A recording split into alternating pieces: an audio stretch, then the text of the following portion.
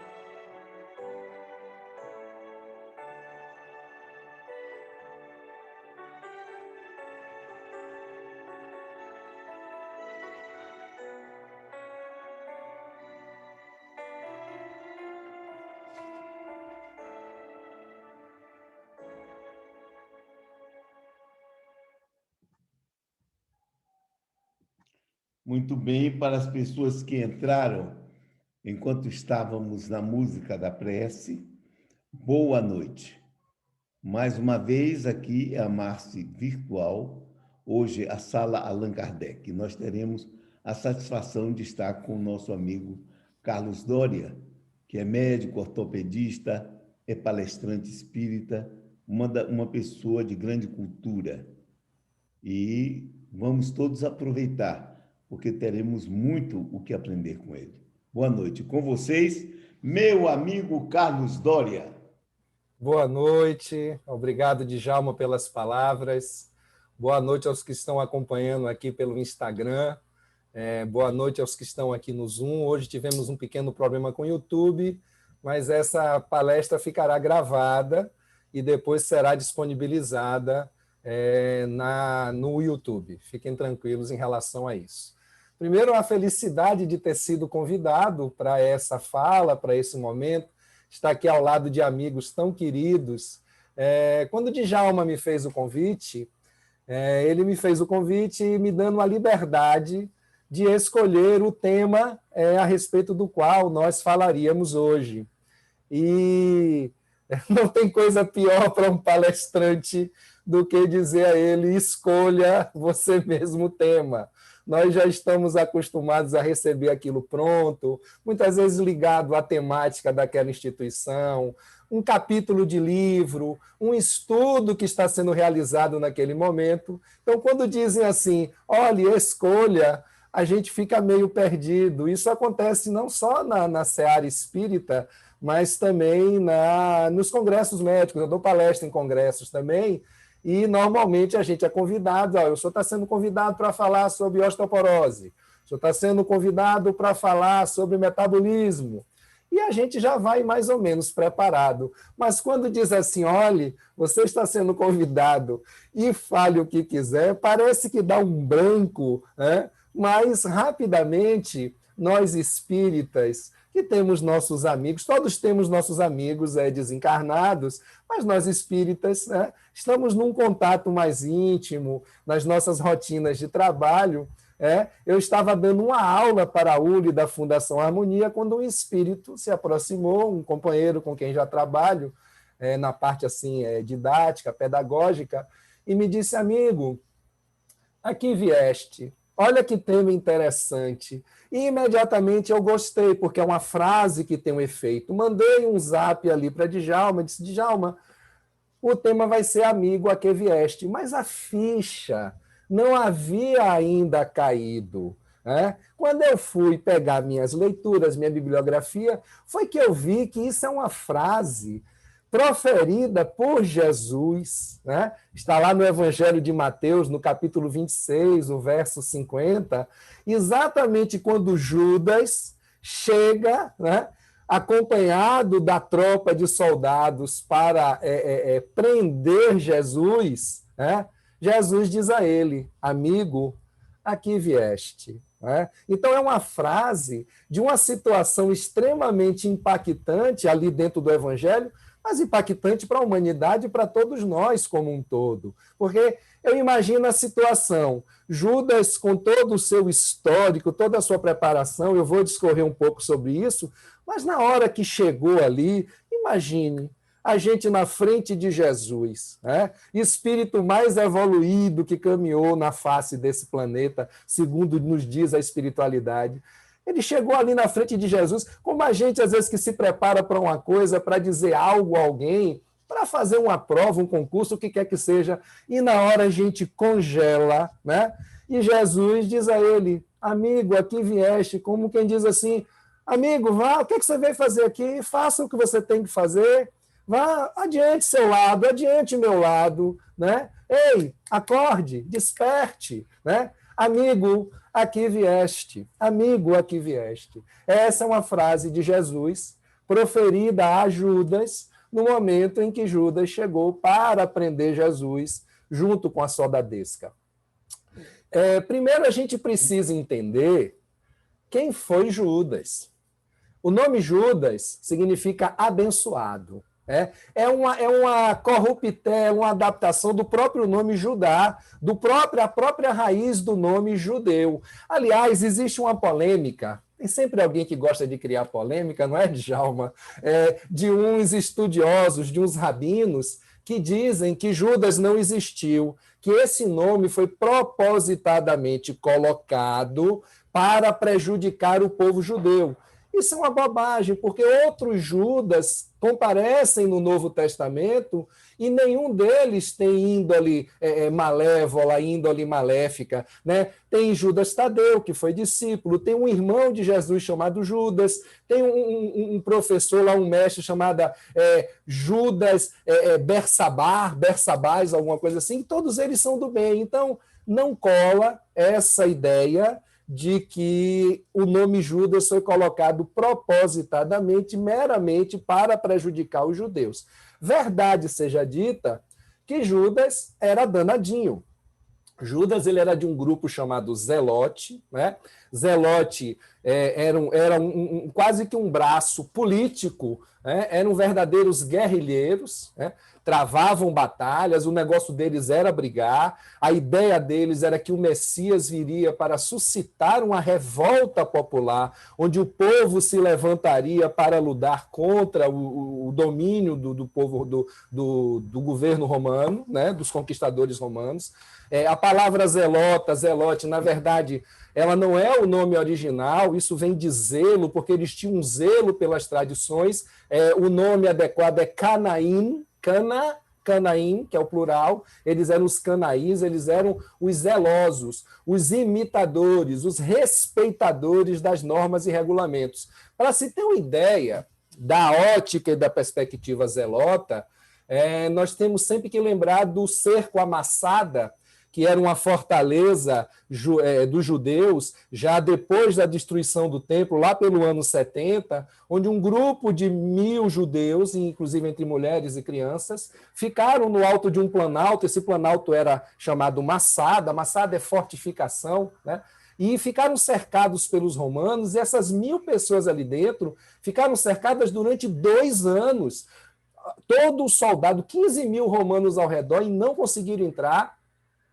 E quando eles viram que a batalha estava perdida, que os romanos estavam para entrar, que os romanos construíram uma ladeira, uma rampa enorme para poder entrar, eles simplesmente resolveram que não iam se entregar vivos aos romanos. Porém, para o judeu, o suicídio, como para o cristão, para o católico, para o espírita, o suicídio ele é considerado um crime, ele é considerado um pecado. Então, 10 deles foram voluntários para matarem todos os outros. Mataram, então, 990, entre mulheres, idosos, crianças. Desses 10, um foi escolhido para matar os 9, e esse um ficou ali numa posição para morrer quando o primeiro romano chegasse, para que não houvesse o suicídio, porque o suicídio era considerado pecado. Então, para a gente ver como era a índole guerrilheira dos zelotas, né? Dos canaíns. Então, qual era a intenção de Judas quando entregou Jesus?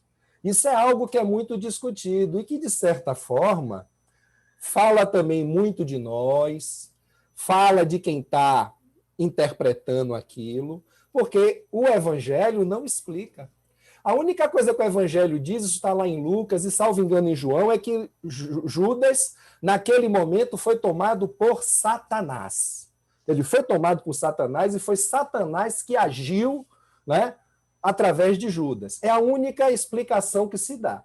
Então, algumas situações são levantadas. A primeira é que Judas estava tentando fomentar a revolta, que era a ideia dos zelotes. Ou seja, que o povo, quando visse Jesus, né, que vinha curando, que vinha profetizando, que vinha trazendo palavras de amor, Jesus estava entregue aos romanos, né, que seria morto pelos romanos, julgado pelos romanos, o povo se revoltaria, se levantaria, e isso traria a revolta que os zelotes esperavam para que o povo se libertasse politicamente do jugo romano.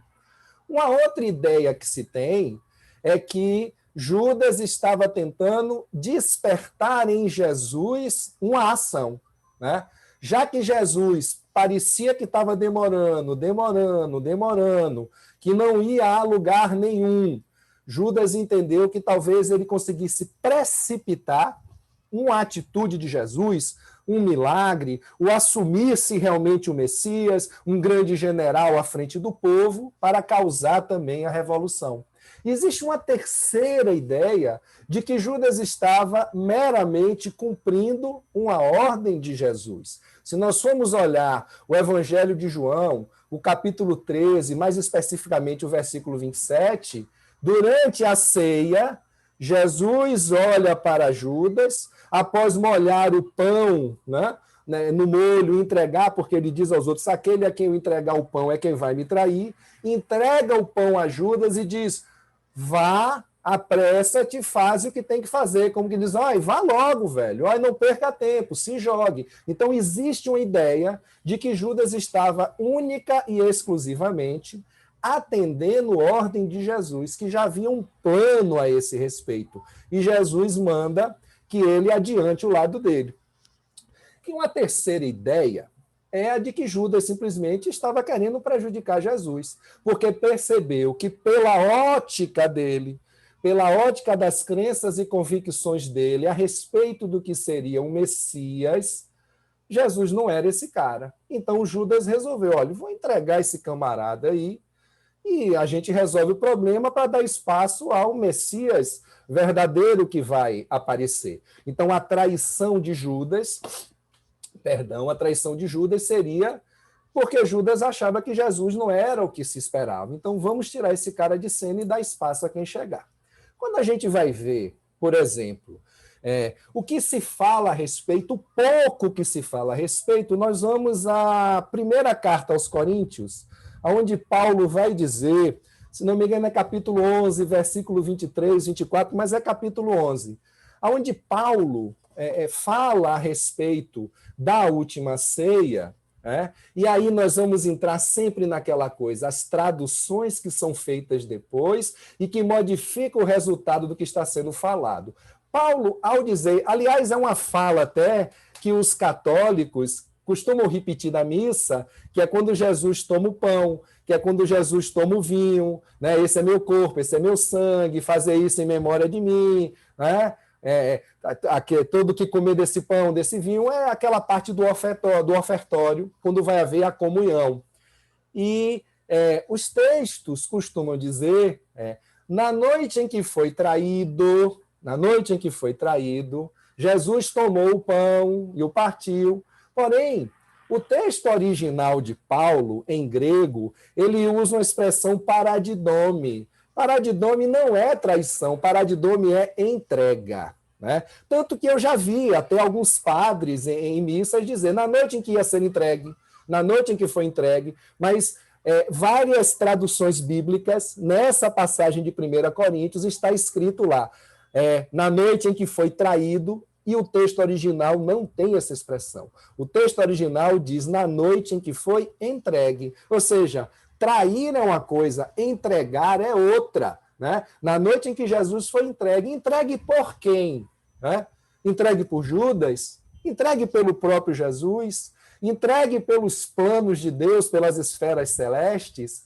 Nós não sabemos, nem nunca vamos saber. Mas o que chama a atenção da gente, né, é por que é que Judas se suicidou. Talvez essa seja a pergunta de $1 milhão. Porque em todas essas situações, seja porque ele queria suscitar uma revolta popular, seja porque ele queria despertar Jesus para uma ação messiânica, seja porque ele cumpria uma ordem de Jesus, ou porque ele acreditava que Jesus não era quem dizia ser e precisava ser eliminado, ele não esperou os desdobramentos da situação. Ou seja, ele não esperou para ver se o povo ia se levantar ou não. Ele não esperou para ver se Jesus ia dar o tchan e tomar conta do negócio. Ele não esperou para ver o plano de Deus do qual ele estava cumprindo uma ordem acontecer. E ele não esperou para ver Jesus ser humilhado publicamente, demonstrando realmente a sua falsa situação de Messias. Simplesmente Judas tirou a própria vida. Por que Judas fez isso? Todo mundo sabe que Judas recebeu uma paga, né? Um valor de 30 moedas de prata. Existem até filósofos, estudiosos, teólogos, que ficam discutindo que tipo de moeda era, se era um dracma do sei da onde, se era um dracma da Síria, de Tiro. Isso não faz diferença nenhuma. É a mesma coisa que dizer que seria diferente uma traição se eu recebesse o valor da traição em dólar ou recebesse o valor da traição em reais, né? O que faz o ladrão não é a moeda. O que faz o traidor não é a moeda, é o ato em si e a remuneração por ele, né? Então, Judas recebe 30 moedas de prata. 30 moedas de prata. Esse valor, se nós formos buscar no Antigo Testamento, né, nós vamos encontrar lá no livro do Êxodo, né, que é um dos 5 livros que compõem a Torá, né, compõem o Pentateuco judaico, né, os Séferes, né, Sefer Bereshit é o primeiro, Êxodo é o segundo. Nós vamos ver que 30 moedas de prata é o valor de um escravo. Um escravo custava 30 moedas de prata. Isso vai se repetir em Zacarias, né? Que é uma paga que ele faz a um oleiro. Isso vai se repetir em Jeremias, ou seja, é um valor simbólico. 30 moedas de prata era o valor da vida de um homem. Era o que se pagava por um escravo. Mas tudo bem, Judas fez a parte dele, não sabemos o motivo, cada um tem a sua impressão, a sua crença, mas a verdade é que ele pegou aquele dinheiro, não esperou nada do que estava para acontecer e simplesmente, segundo Mateus, tirou a própria vida. O Atos dos Apóstolos vai dizer que não, vai dizer que ele partiu-se pelo meio, né? Rompeu-se ao meio, num acidente, numa queda, e suas tripas, seus intestinos saíram para fora. Mateus diz que ele se enforcou. Mas antes disso acontecer, ele volta ao templo, provavelmente um arrependimento, porque eu ainda vou tentar entrar nessa seara mais adiante, e ele tenta devolver o dinheiro ao templo. E o templo não aceita. E olha que o pessoal do templo já gostava de um vil metal, né? Mas esse templo disse, não, nós não podemos botar um dinheiro de sangue no tesouro do templo. Eles sabiam, eles tinham uma percepção de que aquele valor era um valor de traição, né? Era um valor de traição. Ou seja, era um dinheiro de sangue. Então, Mateus vai nos dizer que o templo, para não ficar com o dinheiro, compra um terreno. Havia um terreno que era um campo dos oleiros, né? Rico em argila, onde o pessoal tirava argila. Já estava meio esgotada a argila desse campo.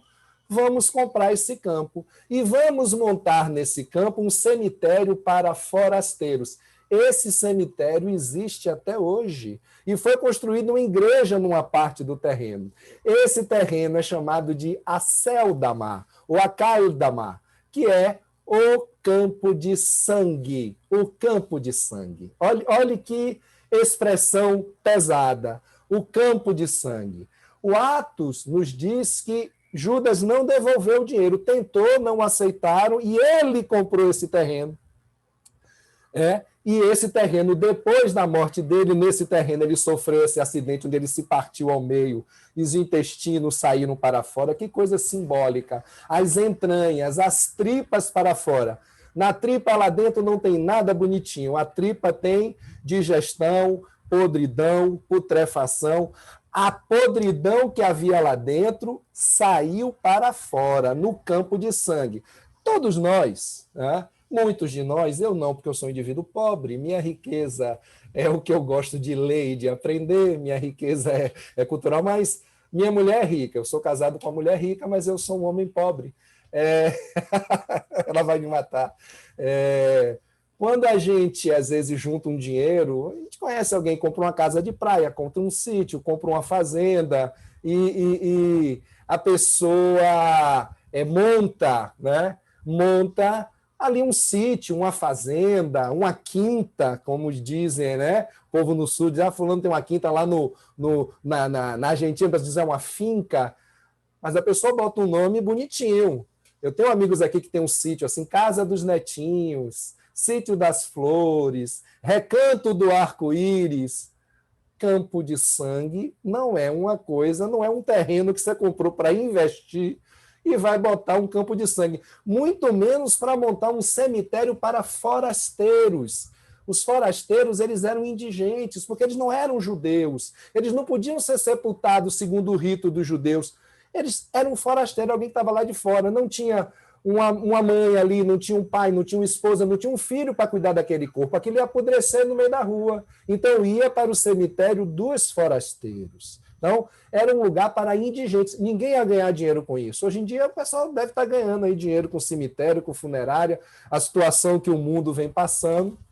Mas naquela época não. Era quase um lugar para você tirar do meio da rua quem morreu e ia apodrecer ali para não dar bicho, urubu, fedentina, podridão, para também não tornar impuros os locais, porque a morte era uma impureza. Não se podia tocar em morto. Imagine você ainda ter que tocar num morto que nem judeu não era. Então, isso para eles, para o contexto da época, contava muito. Então, esse terreno existe até hoje, a Céldama, né? A Céldama.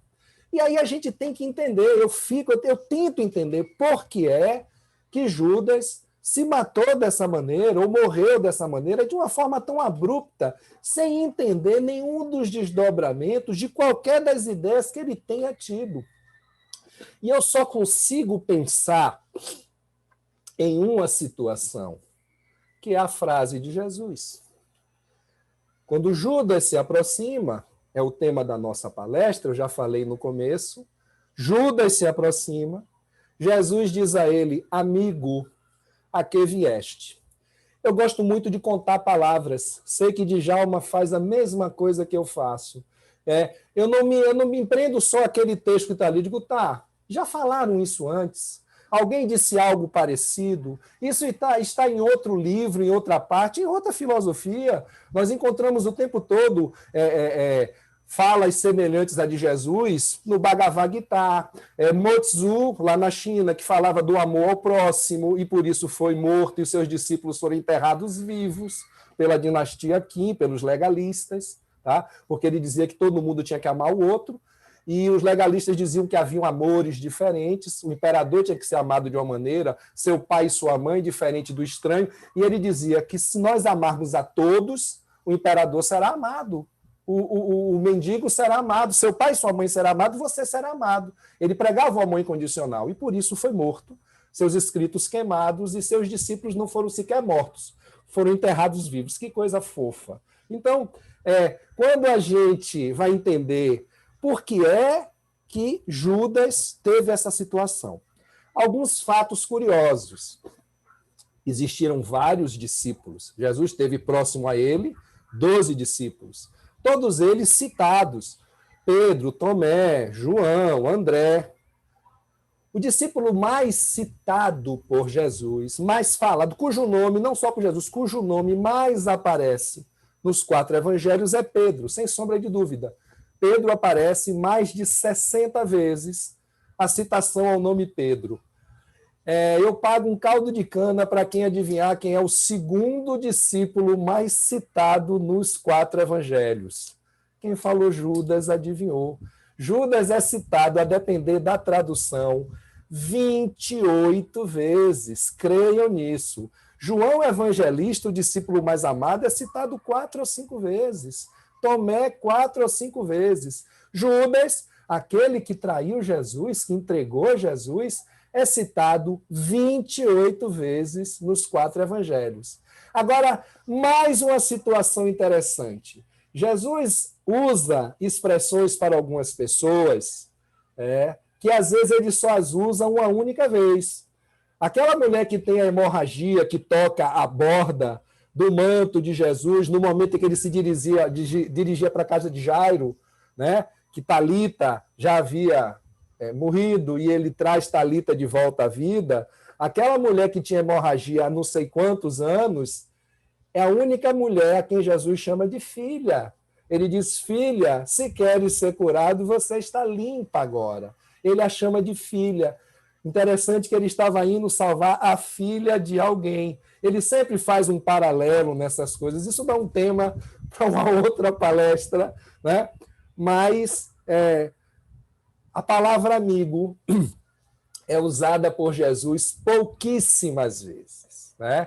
Ele fala amigo no singular 15 vezes. Olha que eu vou contar um negócio. Olha que cara encrenqueiro esse Carlos Doria, ele vai contar um negócio. Ele usa a palavra amigo no singular 15 vezes e no plural amigos ele usa 11 vezes.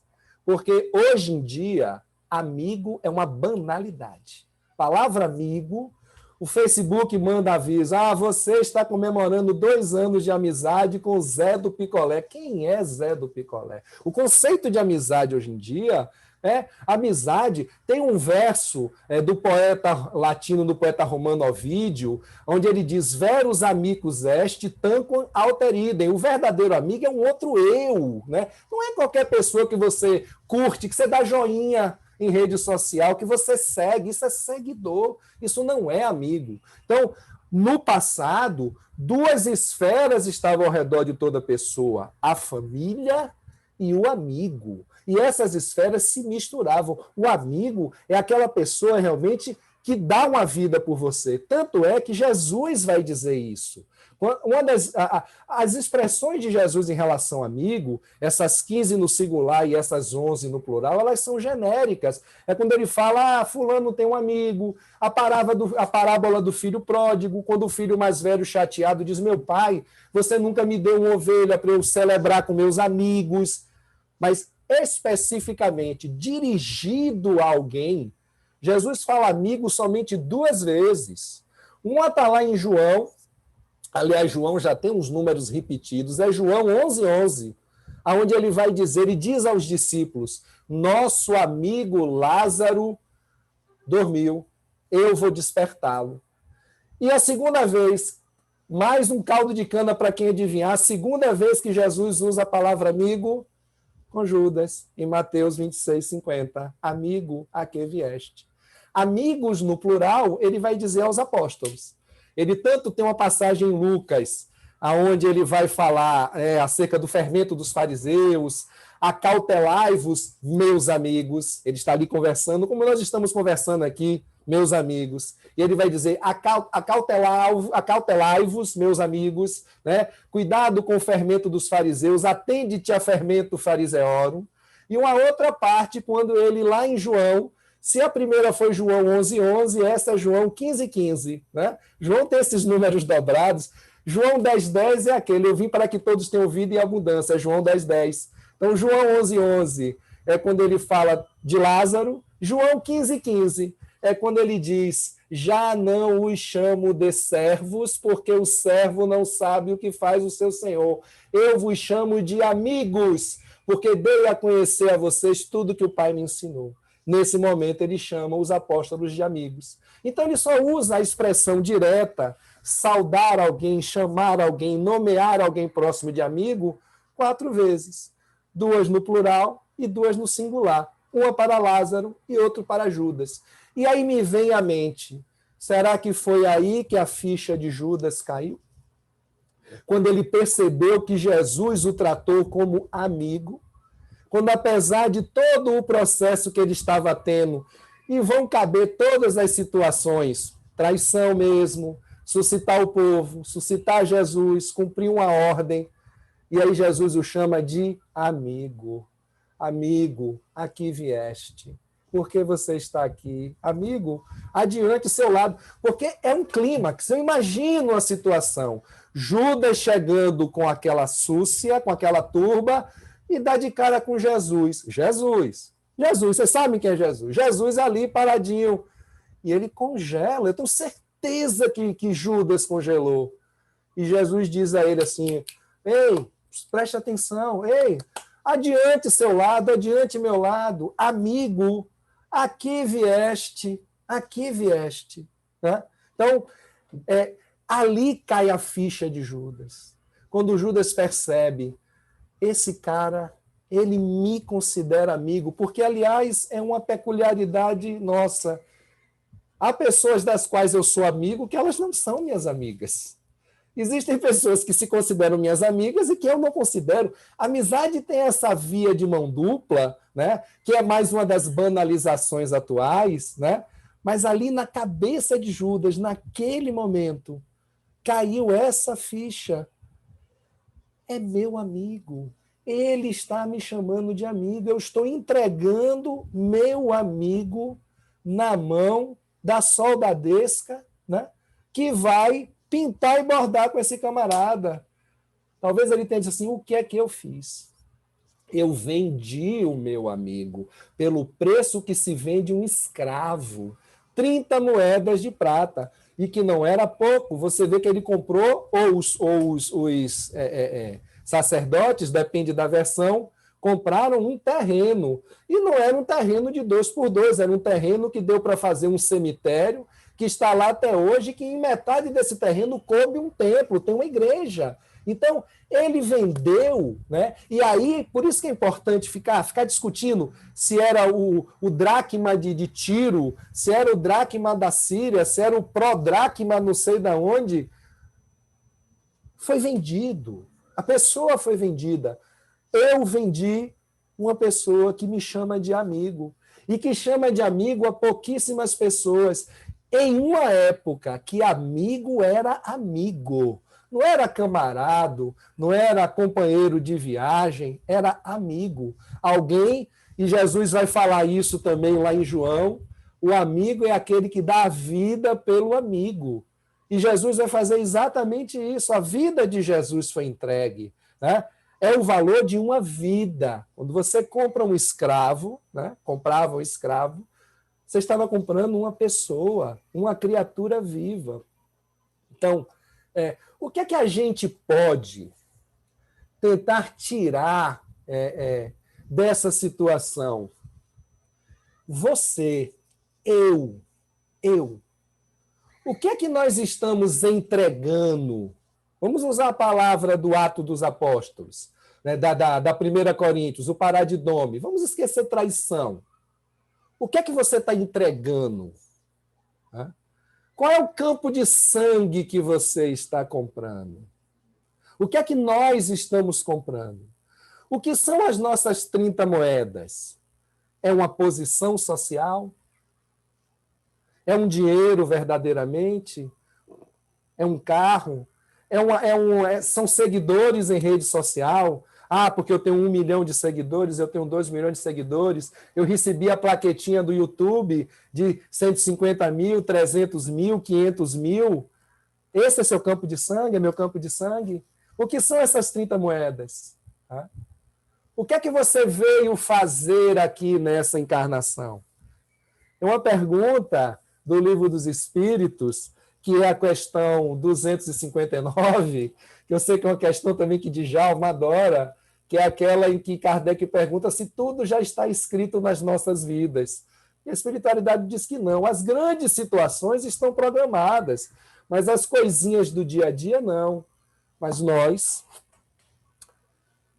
ao virmos para cá, ao nos programarmos, organizamos alguma coisa, a partir da família, do país, da cidade, propostas de trabalho, etapas que deixamos em aberto anteriormente, que vamos dar continuidade, principalmente aquilo que deixamos mal resolvido, aquilo que queremos consertar, muitas vezes ainda com um entendimento enviesado, com um entendimento atrasado, de achar que eu vim para pagar alguma coisa, que eu vim para resgatar alguma coisa, né? Que eu preciso passar até por sofrimentos, né? Para poder restabelecer uma ordem natural das coisas. Nós fazemos uma programação.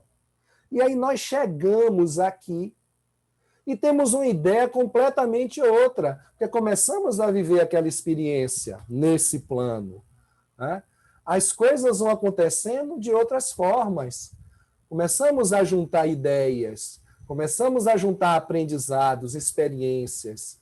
Inconscientemente, começamos a temer algumas situações, ou queremos provocar que algo aconteça, da forma que Judas tentou fazer, né? Se foi a ideia dele, suscitar uma revolta pública, suscitar a ação do Messias, ou até negar esse nosso processo, entender, olhe, aqui eu não quero estar, não é isso que eu quero, né? Como talvez Judas tenha tentado tirar Jesus de cena. Nós nos sabotamos muitas vezes, quase que o tempo todo. Então, nesse momento, o universo bota a mão na cintura assim, olha para a gente e diz, amigo, aqui vieste, porque você fez toda uma programação, Você tem toda uma ideia na sua cabeça. Você juntou um exército de não soldados do templo, mas de encarnações passadas, complexos, inconsciente individual, inconsciente coletivo, arquétipos, tudo aquilo que, em suma, se for espremer, vai dar você, vai dar aquilo que nesse momento esse personagem representa. E aí o espírito, nós somos espíritos, vivendo essa romagem terrestre, na condição de personagens, nesse momento a representação do meu espírito é Carlos Doria.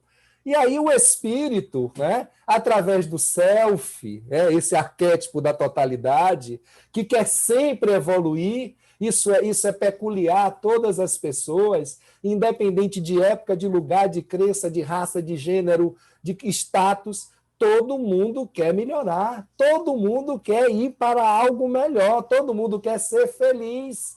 Esse self olha para você e diz: amigo, a que vieste?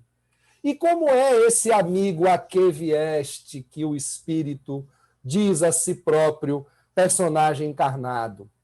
As mais variadas situações, as repetições de ocorrências, de situações. E, puxa, isso acontece comigo o tempo todo. Isso acontece com fulano o tempo todo. Algumas expressões, às vezes fulano ou fulana, é ruim de arranjar relacionamento, só arranja mulher doida, homem doido, confusão, diz assim, fulana tem o dedo podre, fulano tem o dedo podre. Isso é o Espírito dizendo, amigo, a que vieste, resolva a sua coisa. Como Jesus vai dizer antes lá, Judas, vai e faça logo o que você tem que fazer, se livre desse fardo, se livre desse fardo.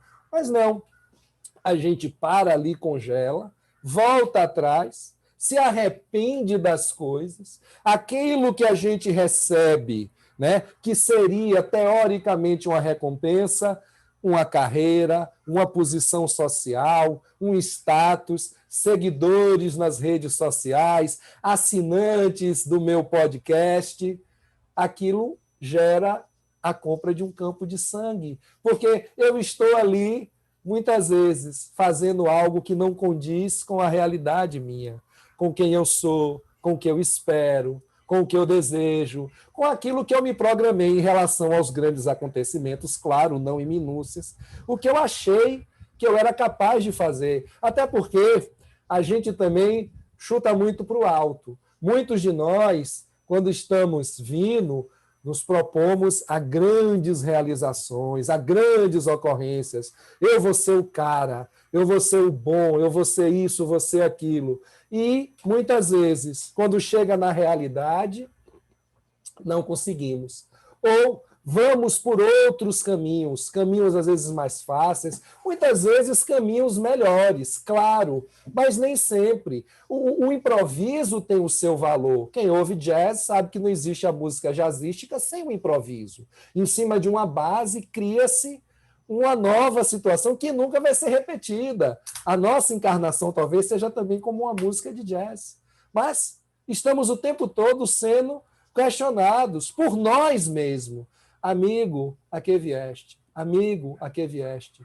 Cadê, rapaz? Adiante. Você tem uma vida inteira pela frente. Ou você tem saúde. Pense bem. Veja o que você está fazendo. Mas nós vamos nos colocando à mercê do personagem, aquele personagem que deveria ser uma ferramenta, uma estratégia de aquisição de experiências para integrar habilidades, para o espírito integrar as habilidades necessárias. Aquele personagem assume o papel, começa a decidir por si próprio, baseado num horizonte muito limitado de tomar lá da cá, de resultados imediatos, de frutos imediatos. E ele recebe o que por isso? As 30 moedas de prata. E esse campo de sangue, para muitos vai ser uma depressão. Esse campo de sangue vai ser uma ansiedade. Esse campo de sangue vai ser um estresse. Esse campo de sangue vai ser uma doença.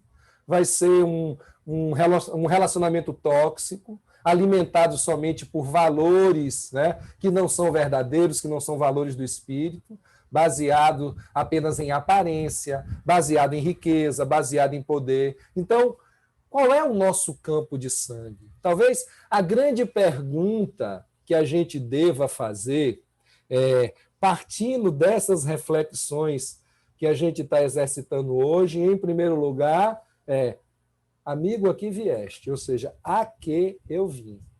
Eu vim para evoluir. Eu sou um espírito imortal, um processo evolutivo. Eu estou aqui para evoluir, para ter experiências.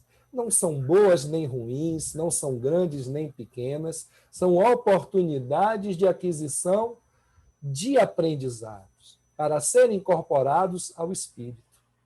Segunda coisa, perguntar, como nós estamos perguntando, por que Judas tomou essas atitudes? Ou seja, eu perguntar a mim, por que eu estou fazendo o que eu faço?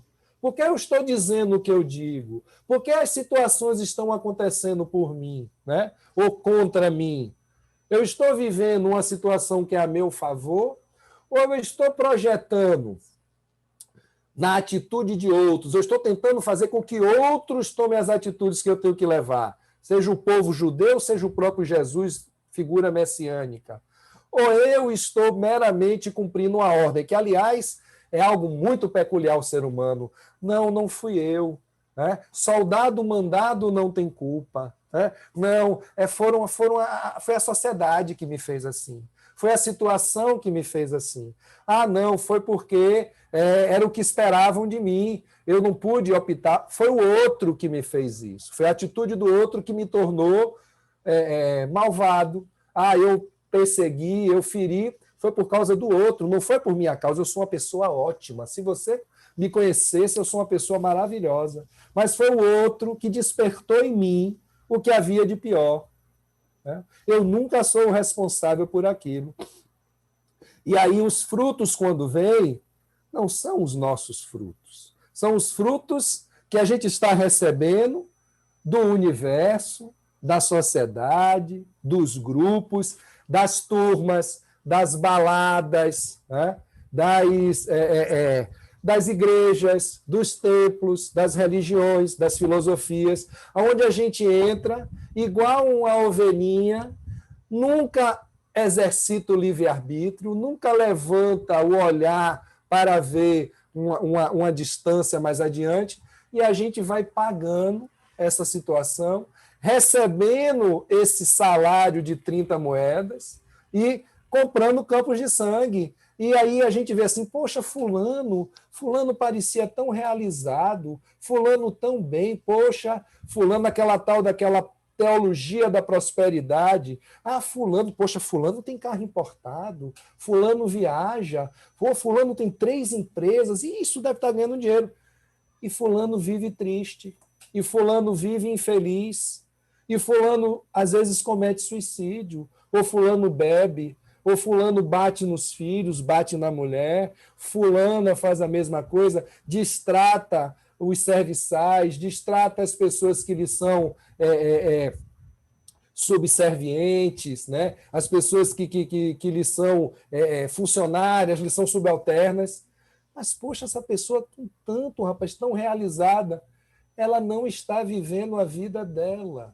Ela está vivendo uma vida baseada em expectativas, baseada na sociedade, baseada no selfie, na selfie que ela vai fazer para botar nas redes sociais. A selfie da comida, a selfie da viagem. As pessoas estão fazendo selfie dentro de delegacia, as pessoas estão fazendo selfie no hospital, fazendo check-in. Fulano fez check-in no hospital tal, fulano fez check-in no cemitério. Ou então bota aquela imagem assim, estou de luto. O luto deve ser respeitado. O luto é um sentimento. Mas a pessoa bota só luto e fica esperando todo mundo perguntar: ô amigo, o que é que houve?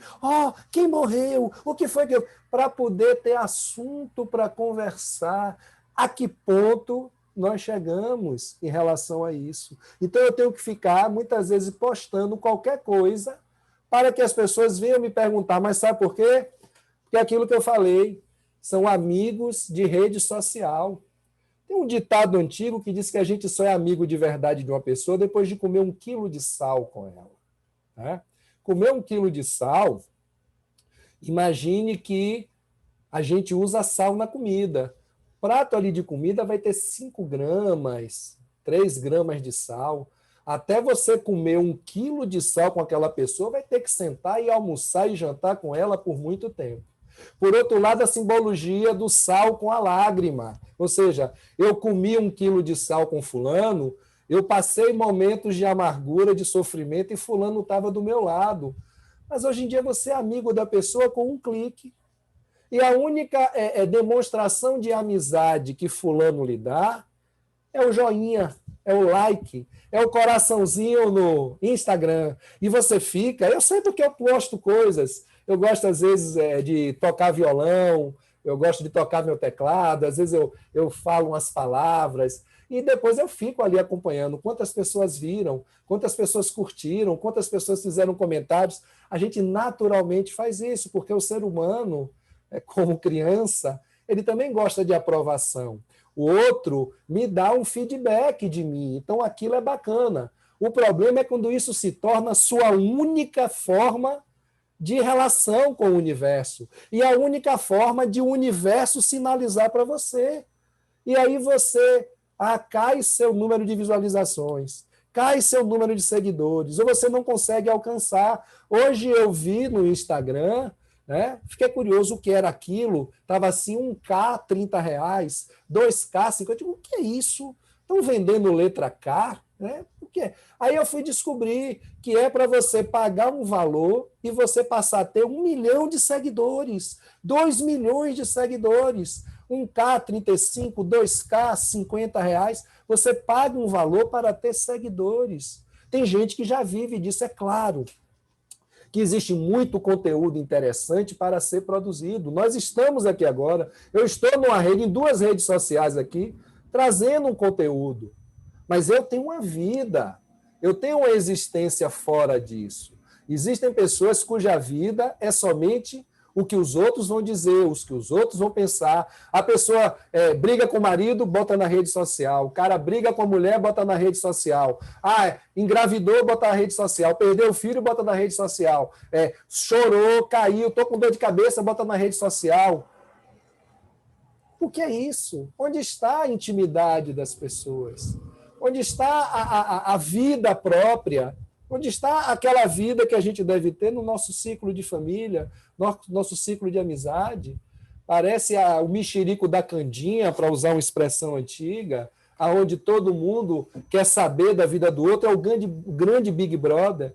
Nós vivemos um grande Big Brother, um voyeurismo social que nos alimenta, e quanto mais miséria na vida dos outros, mais a gente gosta. Quanto mais tragédia acontecendo, mais a gente gosta.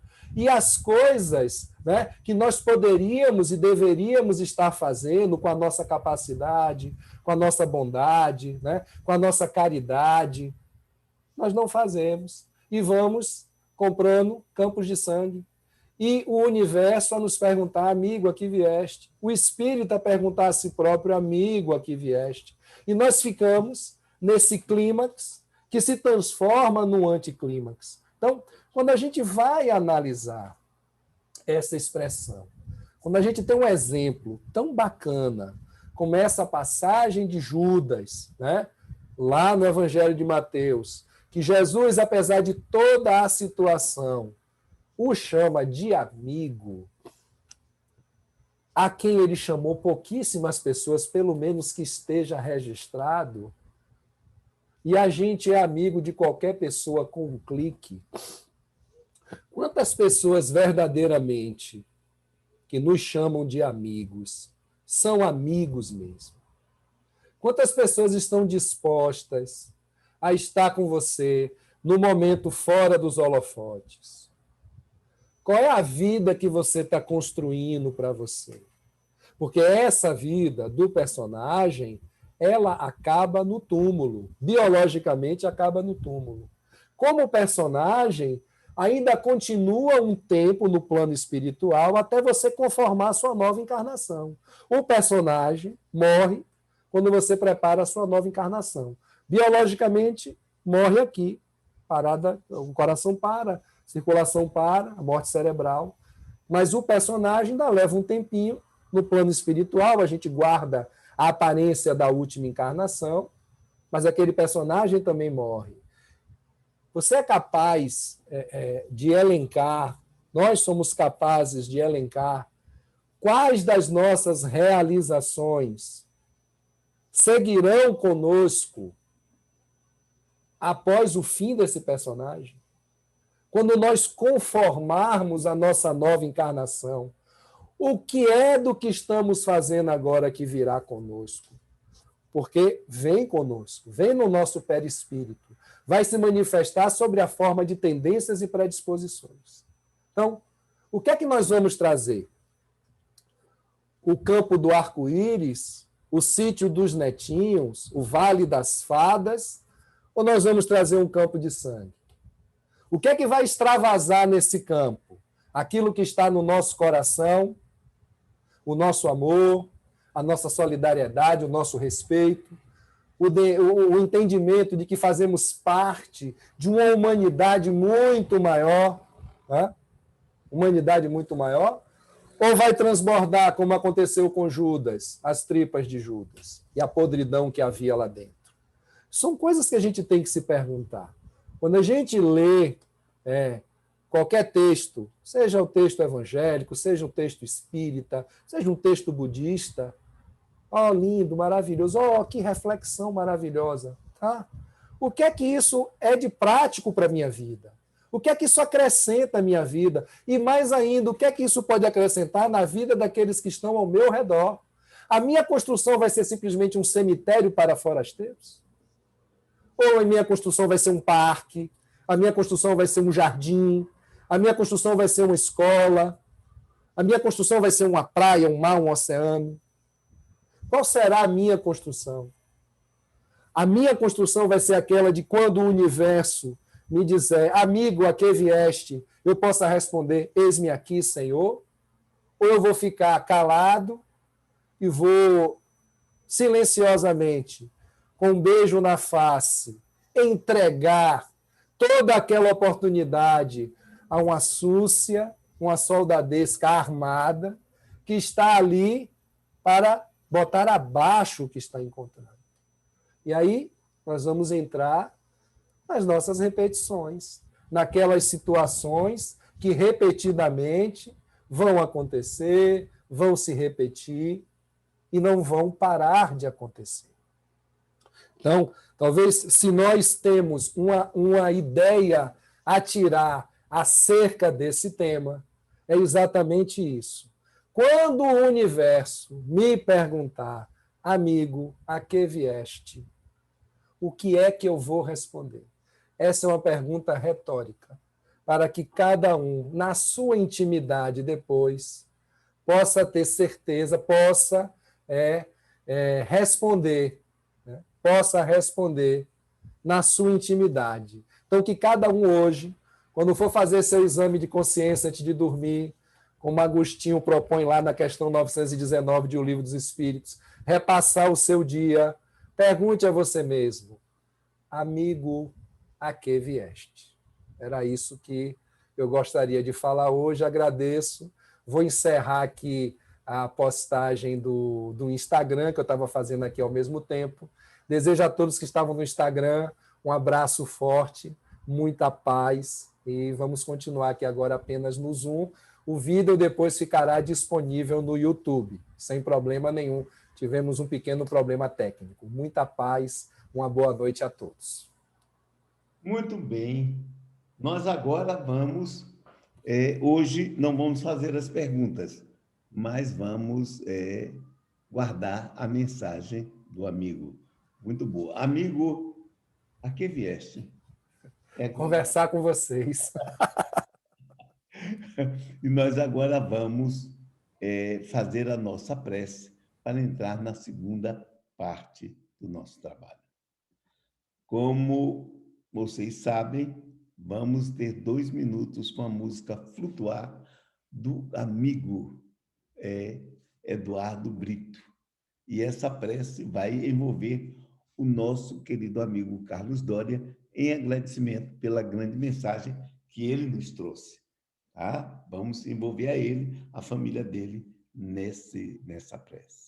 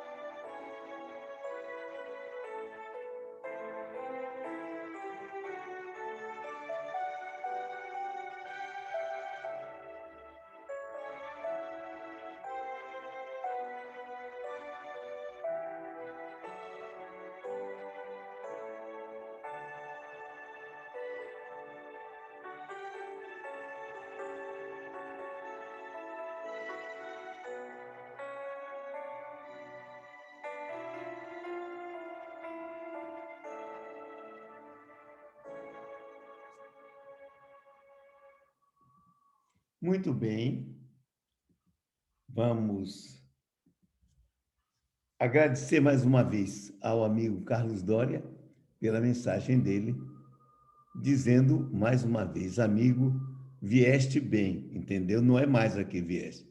Vieste bem e nos deixaste uma lição muito boa para a nossa meditação.